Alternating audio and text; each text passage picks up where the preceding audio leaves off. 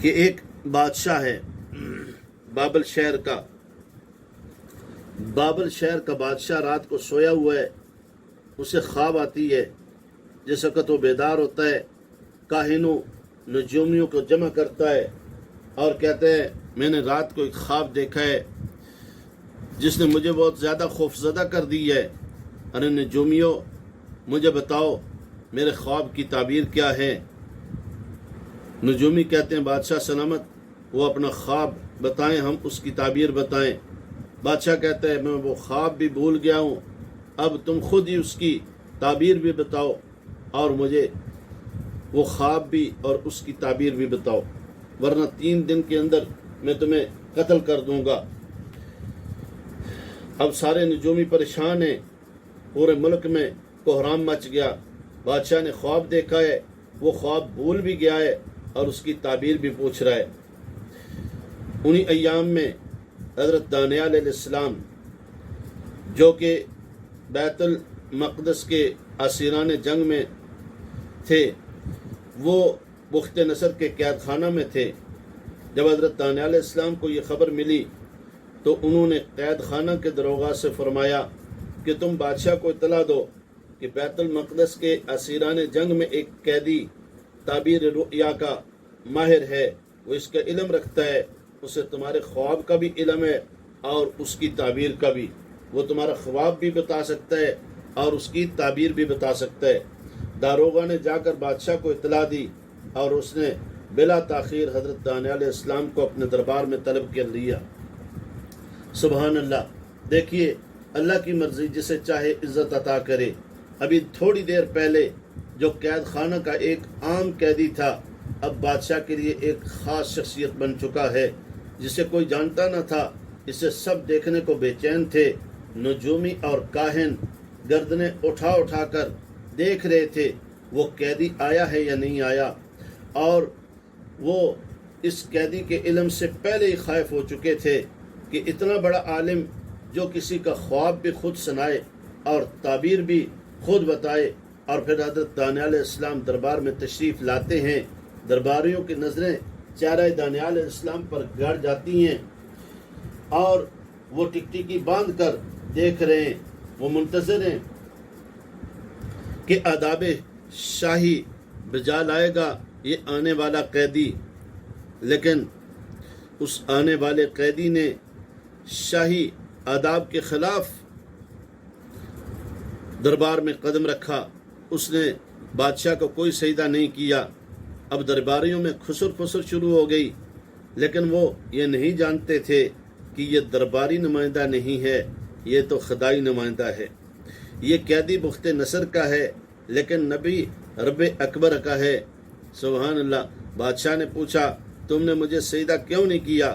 تو حضرت دانیال علیہ السلام اللہ کے نبی ہیں، فرمانے لگے میں اللہ کا نبی ہوں، مجھے اللہ نے آسمانی علم سے نوازا ہے اور اس نے مجھے حکم دیا ہے کہ میں اس ذات کے سوا کسی اور کو سجدہ نہ کروں۔ بادشاہ نے کہا میں ان لوگوں کو پسند کرتا ہوں جو اپنے معبودوں کے عہد کو ایفا کرتے ہیں۔ اچھا اب آپ مجھے میرا خواب بتائیے اور اس کی تعبیر بتائیے۔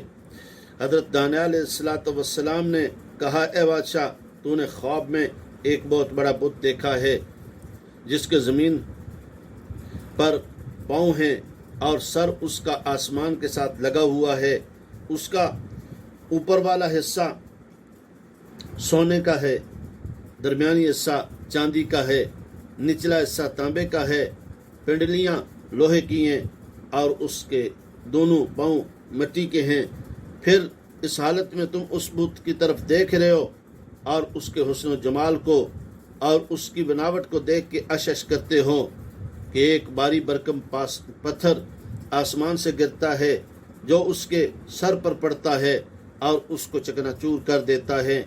اب تم اس کو دیکھ ہی رہے ہو، حیرت زدہ ہو کہ یہ اتنا بڑا بت کیسے مل گیا، سونا چاندی اور لوہا تانبا یہ ساری چیزیں اکٹھی ہو گئی، اب کون انہیں الگ کرے گا؟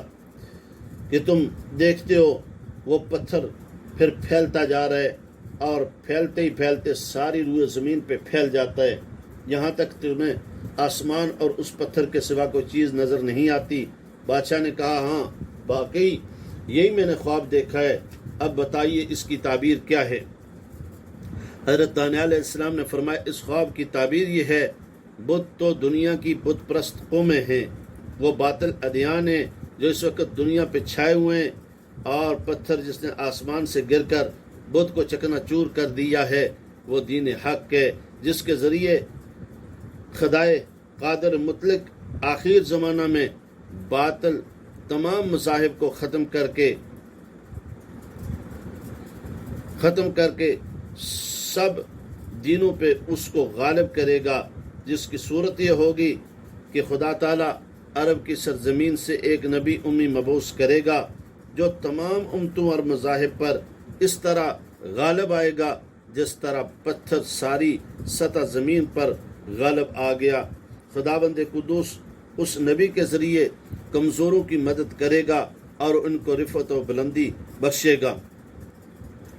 मेरे मुअज़्ज़ज़ सामीन, अभी हमारे प्यारे नबी सल्लल्लाहु अलैहि वसल्लम दुनिया में तशरीफ़ नहीं लाए, लेकिन बता दिया वो आने वाला कमज़ोरों का हामी होगा, वो आने वाला ऐसा होगा जो कमज़ोरों की मदद करेगा। सुभान अल्लाह। तो हमारे प्यारे नबी सल्लल्लाहु अलैहि वसल्लम अभी आए नहीं हैं, लेकिन आप सल्लल्लाहु अलैहि वसल्लम का ज़िक्र खैर शुरू हो चुका है। अभी आए नहीं हैं, लेकिन आप सल्लल्लाहु अलैहि वसल्लम के नाम तक बताए जाते हैं। देखिए तो सही, अभी आए नहीं, आलम अरवाह में आपका ज़िक्र खैर हो रहा है।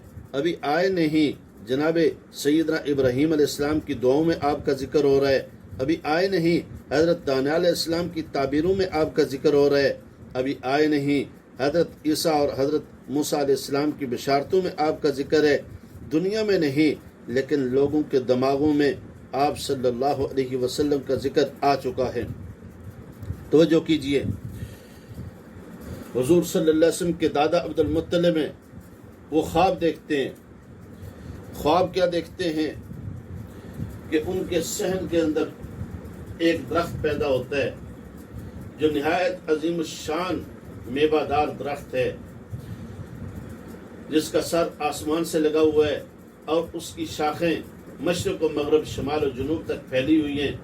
और ये एक ऐसा नूर देखा जिसकी रोशनी आफताब की रोशनी से 70 से ज़्यादा है, और देखा कि अरब व अजम इसके सामने सजदा रेज़ हैं, और ये रोशनी अपनी ज़ियापाशी, वसअत और बुलंदी के एतबार से दम बदम बढ़ती जा रही है। फिर देखा कि ये रोशनी कभी मख्फी और कभी ज़ाहिर हो जाती है, और कुरैश के एक गिरोह को देखा कि उस दरख्त की शाखों में लटक रहे हैं।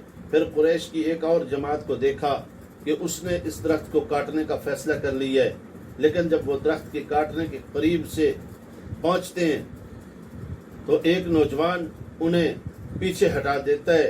अब्दुल मुत्तलिब कहते हैं, मैंने इस नौजवान से ज़्यादा खूबसूरत, हुसीन और जमील किसी को नहीं देखा।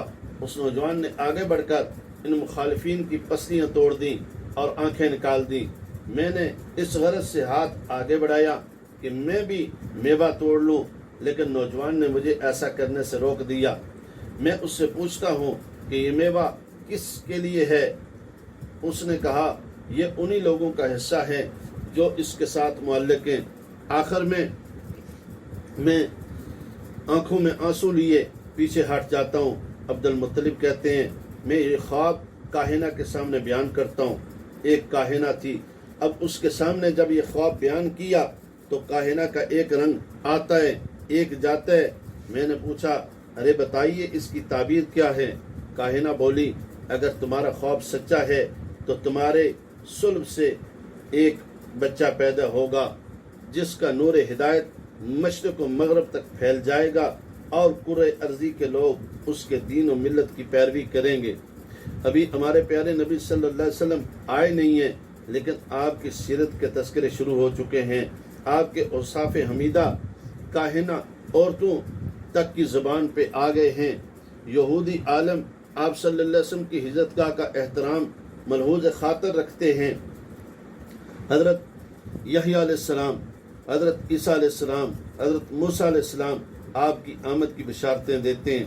عرب کے 2 مشہور کاہن سرکار مدینہ صلی اللہ علیہ وسلم کی بعثت کی خبر دیتے ہیں، تو پھر میں کیوں نہ کہوں کہ ابتدائے آفرینت سے ہی آپ صلی اللہ علیہ وسلم کا ذکر خیر شروع ہے، اور آپ صلی اللہ علیہ وسلم کا ذکر خیر جب تک یہ کائنات ہے ہوتا رہے گا، اور کائنات کے بعد بھی آپ کا ذکر کبھی ختم نہ ہوگا۔ کیوں؟ اللہ نے فرمایا وَرَفَعْنَا لَكَ ذِكْرَكَ، اے میرے محبوب صلی اللہ علیہ وسلم، ہم نے آپ کے لیے آپ کے ذکر کو بلند کر دیا۔ تو جس